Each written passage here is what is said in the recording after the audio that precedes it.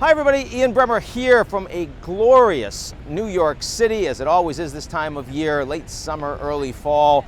But my God, of course, we also have a very busy New York City because thousands of diplomats from all over the world are all coming here to Midtown, to the East River, to the United Nations to kick off UN General Assembly Week. UNGA, they call it. You don't want to drive. I mean, the traffic is absolutely insane. You want to walk, as I usually do, take the subway to get around at all. And it's what's going on this week, what's actually happening. It is a relatively negative environment, frankly, in part because of the land war that's happening in Ukraine and all of the knock-on economic challenges, but in part because more broadly, so much of what is on the United Nations agenda is not where the world is presently heading. This morning, the UN put out their Human Development Report, something they do every year, and frankly, the direction on things like education, where hundreds of millions of people, because of the pandemic, are now facing challenges in basic development, where over 20 million that left school during the last 2 years are not expected to ever go back. Higher numbers of forced migration because of conflicts in the Middle East and Africa and in Europe.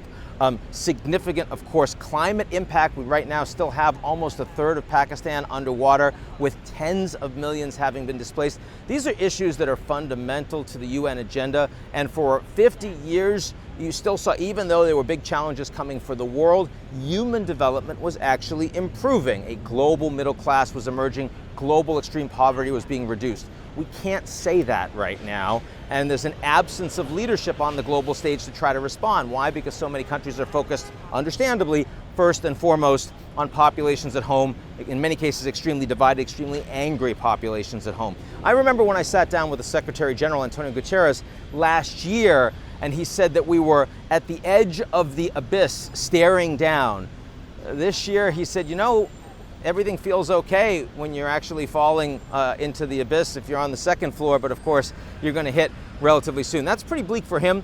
After having a fantastic year from the perspective of what the Secretary General gets done, remember, this is the guy that actually, together with the Turkish government, actually got food and fertilizer moving with two belligerents, Russia and Ukraine, which is significant in terms of reducing food prices on the global market. But he told me it's not enough. He says that this year, food is mostly an issue of distribution.